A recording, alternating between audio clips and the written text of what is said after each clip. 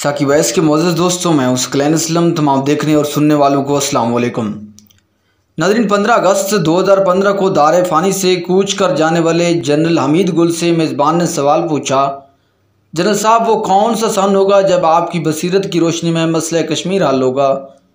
General Hamid गुल ने किसी तवक्कुफ़ के बगैर जवाब दिया, जब अफ़गानिस्तान से पसपा होते हुए अमेरिका की पुष्ट देखेंगे। फिर बात जारी रखते हुए कहा कि भारत को पता होगा कि अब वो पाकिस्तान पर हमला कर नहीं सकेगा। उसके बावजूद उसके जनरलों ने कोल्ड स्टार्ट और महदूद जंग का नज़रिया दिया। ये बकवास यानी नॉनसेंस है। एक प्रोफेशनल के तौर पर मैं ये कह सकता हूँ कि ये नहीं चल सकता। जनरल हमीद गुल ने भारत के अज़म से ख़बरदार करते हुए कहा था कि वो आपको दहशतगर्दी के ज़ुमरे में लाना चाहता है। ये इल्ज़ाम आयद करेगा कि यहाँ यानी पाकिस्तान से रियासती दहशतगर्दी हो रही है। मेरी बात लिख लीजिए, फरवरी के वस्त में श्रीनगर में भारत खुद हमला कराएगा, राह हमला करेगी और उसका इल्ज़ाम पाकिस्तान पर लगाया जाएगा। वाज़ेह रहे कि पुलवामा हमला 14 फरवरी 2019 को हुआ था। पाकिस्तान की तज़वीराती पॉलिसियों का गॉडफादर कहलाने वाले जनरल हमीद गुल ने यह भी कहा था कि मेरे ख्याल में दहशतगर्दी के खिलाफ जंग का सबसे बड़ा मैदान कराची में सजेगा। फ़ौज को इस तरफ का रुख करना पड़ेगा, मुझे इस बारे में कोई शक नहीं। पुलवामा ड्रामे के बाद सूरत हाल और हुई और इसमें कराची के हवाले से सब ने देखा कि क्या मंजर था। अगर भारत कराची पर मिज़ाइल दागता तो पाकिस्तानी मिज़ाइल दिल्ली और मुंबई को निशाना बनाने वाले थे। भारत ने सैटेलाइट से पाकिस्तानी मिज़ाइलों को देख लिया था और इसलिए ये मंसूबा नाकाम हुआ। मोदी के हवाले से जनरल हमीद गुल ने कहा था कि मैं आपसे हकीकतन कहता हूँ कि मोदी भारत को तबाह कर जाएगा और वह हमारे लिए बड़ा तोहफ़ा है। दो कौमी नज़रिया जिसे अमन के आशाओं वाले सरदाऊ ने डुबोने की कोशिश की, इसको ज़िंदा करने वाले मोदी है। साथ ही तंजर ने मुस्कुराते हुए कहा था कि शुक्रिया मिस्टर मोदी, शुक्रिया। वक्त ने साबित किया कि जनरल हमीद गुल की कराची पर हमले की पेशगोई साबित सच हुई। भारत ने कराची पर 4 मिज़ाइल दागने का मनसूबा बनाया था।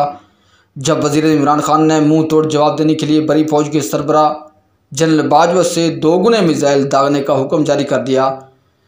वज़ीर इमरान खान ने वज़ीर ख़ारजा शाह महमूद कुरैशी को हिदायत की कि वो बड़े ममालिक को सूरत हाल पर ख़बरदार कर दें ताकि बाद में हमसे गिला न करना। एक और इंटरव्यू में जनरल हमीद गुल ने पाकिस्तान की जौहरी सलाहियत से लेकर मदीना पाक के दिफा और ग़ज़वा हिंद तक का मंजरनामा पेश किया था। वो अपने दबंग अंदाज में पाकिस्तान के दुश्मनों को ललकारते हैं कि बेटा पाकिस्तान के एटम बम को छोटा न समझो। मशरक़ और मगरब में अगर मुसलमानों की थोड़ी बहुत इज़्ज़त, पाकिस्तान के पास एटम बम बची हुई है। जितना आपने इस एटम बम पर ख़र्चा किया, ये दोनों जहान में बेहतर सरमायाकारी है। वो कह गए कि इसराइल को रोका हुआ है कि वो मुसलमानों को हड़प करके मदीना तक आ जाता आपके एटम बम के खौफ से। अगर भारत को कोई रोके हुए है कि एशिया से लेकर काबुल पर कब्ज़ा नहीं कर लेता तो वो आपके एटम बम के खौफ से। क्या मैं पाकिस्तान के मकसद बयान करते उनका कहना था कि और पाकिस्तान को अल्लाह ने बनाया क्यों था।